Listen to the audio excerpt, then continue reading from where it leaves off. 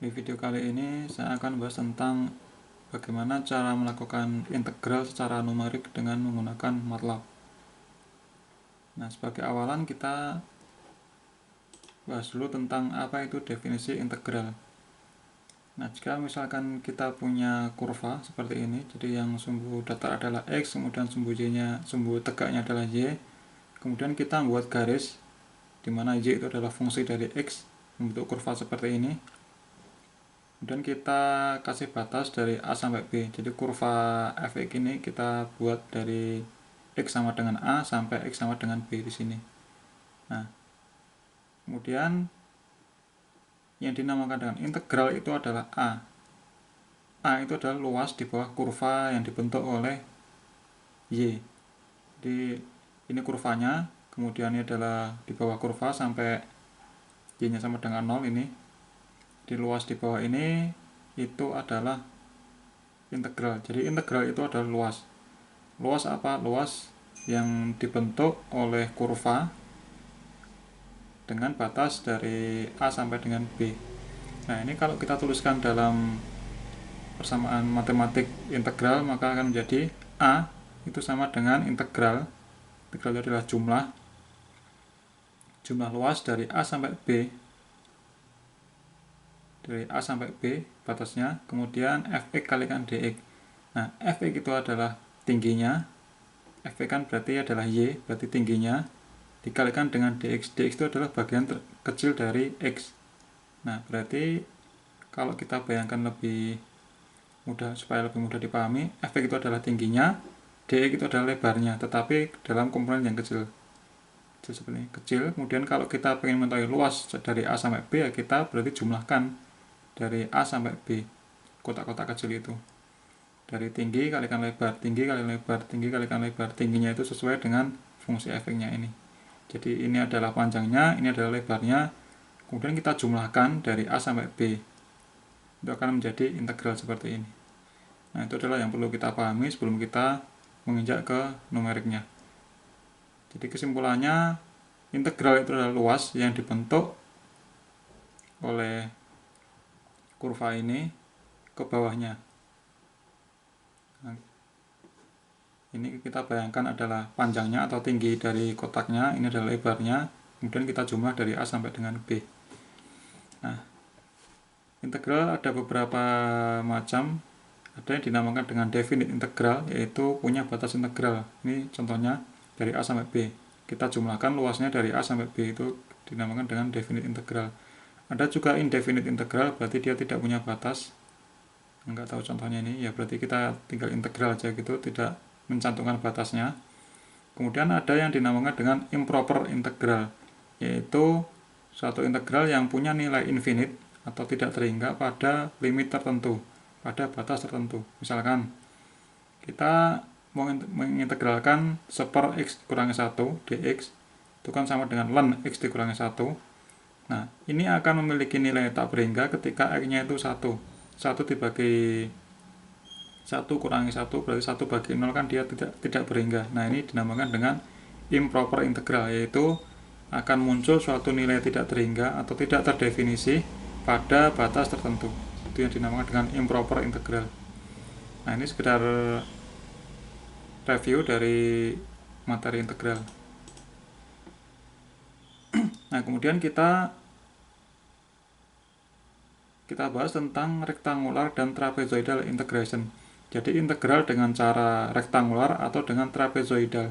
Rektangular itu artinya persegi panjang, trapezoidal berarti dia berbentuk trapesium. Nah, yang rektangular seperti ini, yang seperti kita bahas di contoh tadi, ini adalah y(fx), ini adalah x, ini adalah y-nya, ini adalah kurvanya. Nah, maka untuk mencari luas kita bisa bagi menjadi kotak-kotak. Kotak-kotak kecil ini dengan tinggi sesuai dengan nilai y-nya. Ini titik. Misalkan ini kita buat menjadi 1, 2, 3, 4 titik, berarti dalam tiap titik itu ini jaraknya sama. Jadi ini lebar dari persegi panjangnya sama, maka ketika kita pengen menghitung integral kan tadi luas ya, luas yang dibentuk di bawah kurva, berarti kita jumlahkan ini. Kotak ini ditambah dengan kotak ini, ditambah dengan kotak ini, ditambah kotak ini, sampai dengan batas yang kita inginkan. Misalkan dari A sampai B, ya berarti kita bikin kotak-kotak ini dari A sampai B, kemudian kita jumlahkan. Itu kalau menggunakan rektangular. Nah, jika lebar kotak cukup kecil ya, cukup kecil, ini misalkan kotaknya ini kan contoh yang ini kasar ya. Kalau kotaknya ini sangat kecil, maka jumlah luas kotak itu sama dengan nilai perkiraan integral. Jadi nilai integral itu bisa kita perkirakan dengan kotak-kotak yang sangat tipis, kemudian kita jumlahkan. Nah, itu adalah pendekatan integral, atau kita melakukan integral secara numerik, yaitu dengan membagi menjadi kotak-kotak kecil. Nah, cara yang kedua adalah dengan tidak menggunakan bentuk kotak, tetapi menggunakan trapesium. Nah, sebagai contoh ini, jadi dari A sampai B kita bagi menjadi trapesium seperti ini. Jadi miring. Ini miring juga, ini miring, ini miring, ini miring. Jadi tidak kotak. Kalau ini kan kotak. Nah, ini lebih bagus karena apa? Karena tidak ada yang lebih dari kurvanya ini. Ini kan ada lebih nih, ini lebih, ini lebih, ini lebih, ini lebih. Nah, kalau ini berarti kan dia tidak meminimalkan kelebihan perhitungan luas. Ini lebih bagus. Nah, tiap trapezoidal ini satu trapezoidal, ini 2, ini 3, dan seterusnya. Jadi tiap trapezoidal itu kita namakan dengan istilah panel. Jadi ini panel 1, panel 2, panel 3, dan seterusnya sampai di batas B-nya yang kita inginkan. Nah, untuk tipe trapezoidal ini tidak perlu menggunakan lebar panel yang sama untuk meningkatkan akurasi. Nah, kalau yang ini tadi, yang kotak-kotak ini semakin tipis kotak-kotaknya, maka itu akan menghasilkan akurasi yang lebih bagus atau lebih akurat perhitungannya. Nah, kalau yang trapezoidal, karena dia bentuk miring, dia tidak ada kelebihan seperti ini, maka lebar panel yang sama, maksudnya kita tidak perlu menggunakan lebar panel yang sama. Misalkan yang ini gimana ya, jadi untuk yang trapezoidal kita tidak harus menggunakan lebar panel yang sama untuk meningkatkan akurasi. Nah, lebar panel yang tipis atau yang kita kecilkan itu kita bisa lakukan hanya pada kondisi yang terjadi perubahan drastisnya. Jadi yang perubahan drastisnya misalkan mana ya, kalau ini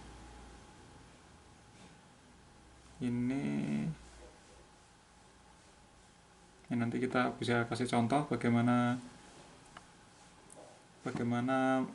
atau bagian mana yang perlu kita tipiskan lebar dari trapezoidalnya. Jadi pada intinya dengan trapezoidal ini untuk meningkatkan akurasi tidak perlu semuanya kita tipiskan, hanya bagian tertentu, yaitu yang bagian yang terjadi perubahan drastis nilai Y-nya.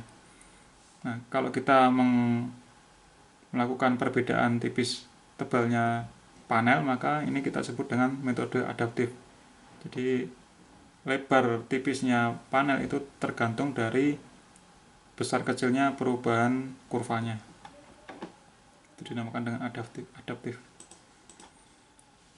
Nah, sekarang kita menginjak ke MATLAB-nya. Nah, di MATLAB itu menggunakan yang tipe ini, tipe trapezoidal, bukan yang kotak ini. Nah, sintaknya untuk menggunakan integral dengan trapezoidal adalah trapz, TRAPZ, trapezoidal disingkat ya.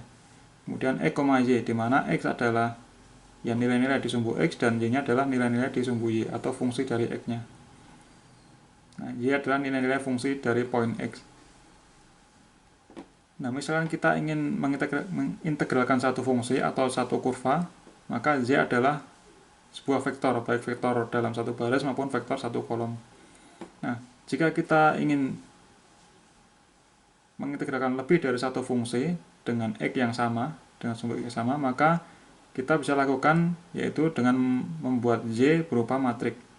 Misalkan ini, kalau ini Y-nya matrik, kita ketikkan trapz Z X, Y, maka MATLAB akan menghitung integral dari tiap kolom Y. Jadi misalkan Y itu ada 2 kolom, berarti nanti sama aja kita menggunakan trapz X, Y kolom pertama, kemudian selanjutnya adalah X, Z kolom kedua. Jadi ingat ini per kolom, bukan per baris perhitungannya. Nah, dari definisi ini, sintak trapz ini, kita bisa simpulkan bahwa kita harus mencari nilai fungsinya terdulu. Jadi kita harus mencari berapa nilai Y untuk tiap X. Nah, sehingga kalau kita tahu fungsinya, kita tidak bisa langsung menggunakan fungsi itu. Kita harus menghitung sendiri berapa nilai Y-nya. Baru kita bisa lakukan perhitungan integral dengan fungsi traps. Nah, kalau kita pengen langsung mengintegralkan dari fungsi, kalau kita tahu fungsinya kemudian kita langsung bisa gunakan, itu kita bisa gunakan fungsi quad dan quad 1. Nah, ini nanti kita bahas di video selanjutnya.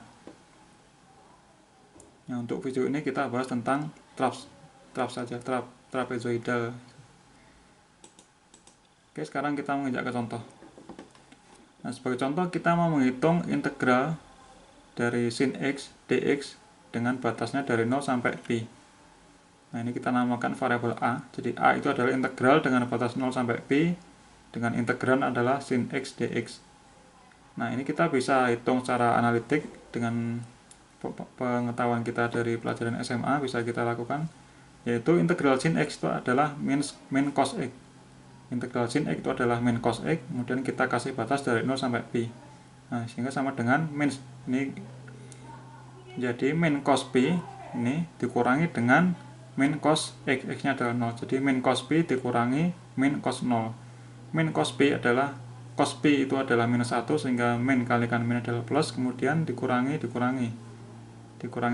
cos 0 adalah 1, sehingga menjadi plus 1, sehingga plus 1 tambah plus 1 sama dengan 2. Nah, ini adalah nilai yang benarnya, nilai yang eksaknya, nilai yang sebenarnya, yaitu 2. Nah, sekarang kita mau hitung dengan menggunakan fungsi trapezoidal. Trapezoidal itu adalah merupakan secara numerik, berarti nanti pasti ada errornya. Nah, ini adalah script yang pertama. Kita buat x, ini kan dari 0 sampai p, kita buat data dari 0 sampai p, kita bagi menjadi 10 elemen. Kita gunakan fungsi linspace dari 0 sampai dengan 10, dari 0 sampai dengan p. Nah, antara 0 sampai p ini kita bagi menjadi 10 bagian. Nah, kemudian kita hitung y-nya adalah sin x.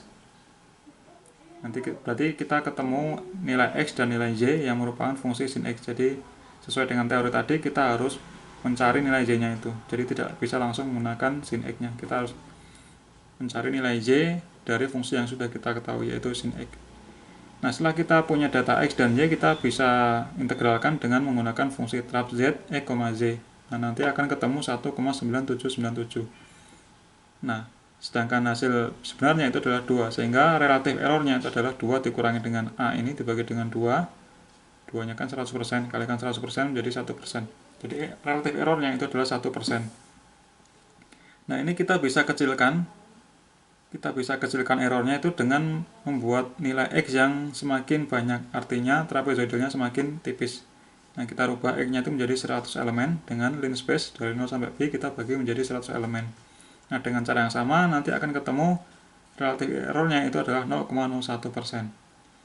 Nah, semakin tipis trapezoidalnya, semakin tipis ini, semakin tipis jarak yang dimiliki oleh x, semakin tipis, semakin dekat spasinya, maka akan menghasilkan relatif error yang semakin kecil atau semakin mendekati kebenaran hasilnya, yaitu A-nya 1,9998. Nah, kalau kita pengen menggunakan yang adaptif itu kan artinya kita memvariasikan lebar dari trapesiumnya. Kita bisa gunakan adaptif dengan cara seperti ini. Jadi kita rubah space-nya itu tipis itu saat x sama dengan 0 dan x sama dengan pi. Kenapa? Karena pada x sama dengan 0 itu adalah kondisi yang memiliki perubahan drastis. Kita lihat bahwa integral dari sin itu kan ketika 0 kan dia 0, kemudian ketika p kan dia 0 juga. Nah, itu kan dia paling curam itunya, kurvanya itu paling miring, sehingga kita perlu jarak atau spasi trapezoidal itu yang semakin tipis supaya akurat. Nah, jadi kita tipiskan ketika x-nya itu 0 dan ketika x-nya itu mendekati p. Itu kalau kita pengen menggunakan adaptif. Kalau tidak, ya kita langsung gunakan aja sama rata, kita tipiskan semuanya, nanti hasilnya seperti ini. Oke, sekarang kita coba di MATLAB-nya.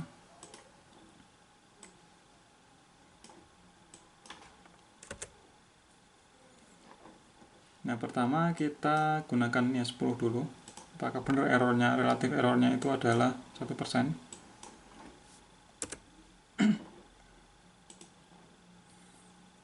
Sama kita bikin space-nya.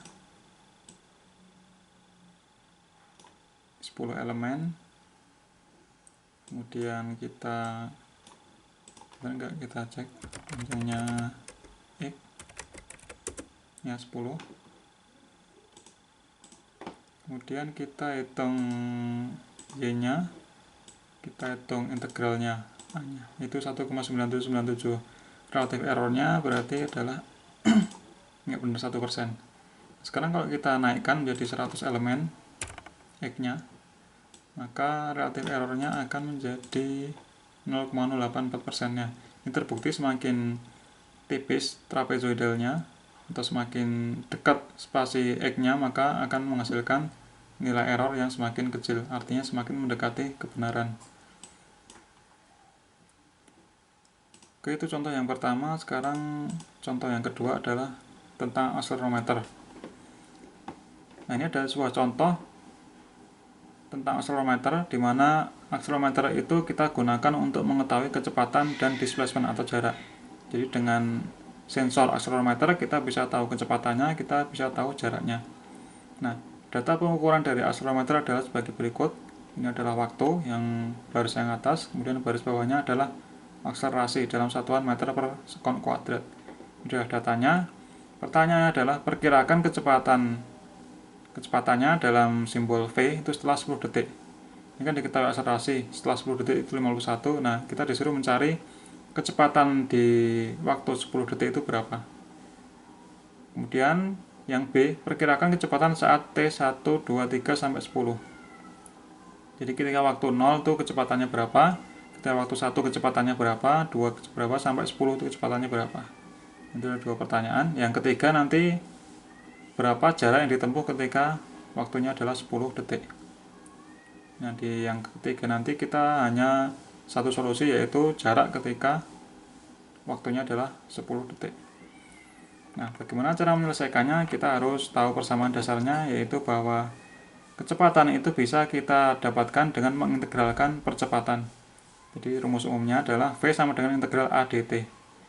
Nah, pertanyaan adalah V ketika 10, ketika detiknya 10, berarti adalah V detik T10 sama dengan integral. Berarti kalau 10 berarti kita bisa pahami bahwa itu adalah jumlah luas dari 0 sampai dengan 10. Berarti integral dari 0 sampai 10. Kemudian nilai A-nya, A kalikan dt, ditambah dengan V0-nya, V awalnya. Jadi karena ini adalah V10, berarti hasil dari integral kita tambahkan dengan V0-nya, V awalnya. Nah, V0-nya kita lihat, V0-nya karena akselerasinya 0, ya kita berarti bisa asumsikan bahwa V0-nya 0 juga. Nah, dengan demikian V10 itu adalah integral dari dengan batas 0 sampai 10 A sebagai fungsi dari T kalikan dt.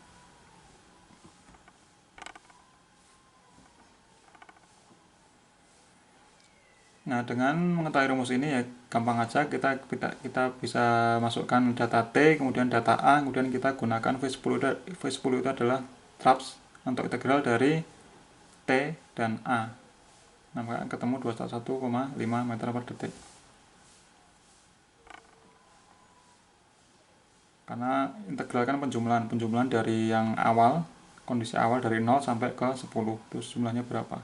Nah, maka kita untuk mengetahui detik ke 10 ya berarti kita harus sampai perhitungan ke integral dengan batas T yang 10. Nah, kita coba di sini, saya sudah bikin programnya juga. Nah, ini.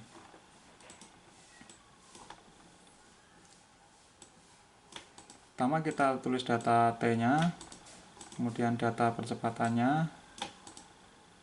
Nah, kemudian kita gunakan integral, yaitu traps T, A. T adalah sumbu X-nya dan A adalah sumbu Y-nya. Nah, ketemu 21,5 meter per detik. Kita cek jawabannya.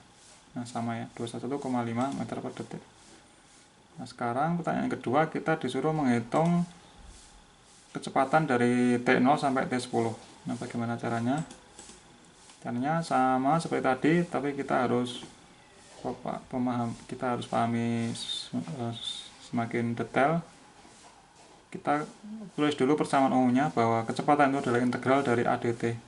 Nah, kita disuruh mencari dari V T1 sampai T yang 10. T yang pertama adalah 0 sampai T yang 10, yaitu 10 detik.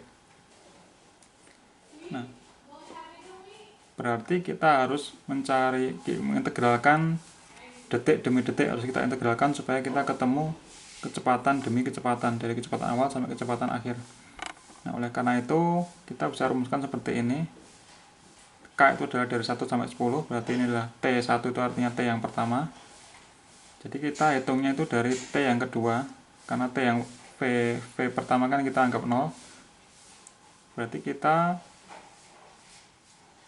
mulai dari yang T yang kedua. Berarti misalkan kita mulai T yang kedua, berarti TK 0 tambah 1, berarti kecepatan waktu yang kedua sama dengan integral kecepatan awalnya adalah T1 sampai T2. Kalau ini sebagai contoh kita menganalisis yang waktu 2 ya, supaya untuk pemahaman aja. Jadi V waktu yang kedua itu sama dengan integral dari waktu yang pertama, ini waktu yang pertama sampai waktu yang kedua, A sebagai fungsi dari T dt ditambah dengan V awalnya. V awalnya adalah V di pertama. Nah, itu untuk yang pertama. Nah, bagaimana dengan yang untuk waktu yang ketiga? Kalau ini waktu yang ketiga berarti adalah V waktu yang ketiga, integral dari waktu yang kedua sampai waktu yang ketiga, A T dt tambah V waktu yang kedua. Begitu seterusnya, dari K sampai dengan 10. Nah, oleh karena itu sintaknya adalah sebagai berikut. Pertama kita gunakan data yang tadi ya, dari T 0 sampai 10, kemudian A-nya kita tulis lagi. Nah, kita gunakan for supaya nanti ketemu V1 sampai V yang ke 11, berarti 11 elemen. Nah, pertama kita definisikan dulu V0-nya, V1-nya yaitu 0, V1 0. Untuk K1 sampai dengan 10, VK plus 1 berarti ini nanti dimulai dari K2 ya, karena K-nya dimulai dari 1. K plus 1 kan berarti V2 sama dengan kita integralkan spasi demi spasi, atau dari 1 ke 2, kedua, ketiga, dan seterusnya. Jadi kita hitung satu persatu. Pertama kita integralkan dari T, K, dari T K sampai K plus 1. Kalau ini tadi V yang kedua berarti dari T1 sampai T2, waktu 1 sampai 2. A nya juga sama, A waktu 1 sampai waktu 2. Kemudian kita tambah dengan V awalnya, yaitu V yang pertama. Itu untuk K yang pertama. Kemudian lagi karena masih ada K, berarti ada yang K kedua, yaitu berarti ini menjadi V3 sama dengan trapezoidal T dari 2 sampai 3. Ini juga A nya dari 2 sampai 3, ini adalah V2. Kalau K nya 3 berarti ini adalah V4. Ini adalah dari 3 ke 4, ini dari 3 ke 4, ini adalah yang ketiga. Begitu terusnya sehingga nanti akan ketemu V dari V1 sampai V11, karena dari 0 sampai 10. Nah, setelah itu kita display T dan V-nya. Oke, kita coba. Nah, ini kita masih gunakan data yang lama. Kita buat V1-nya dulu, yaitu 0.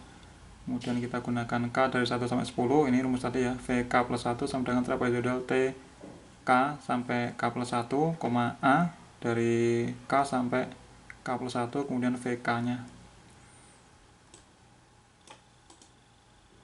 Kita sampai ini dulu.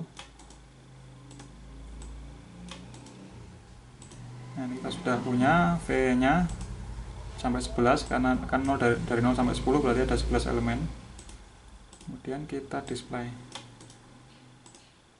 Nah, ini adalah waktunya, ini adalah kecepatannya. Kita lihat kecepatan yang terakhir adalah 211,5. Ini sama dengan yang kita hitung tadi, yaitu ini V yang ke-10, 211,5 meter per detik. 211,5 meter per detik.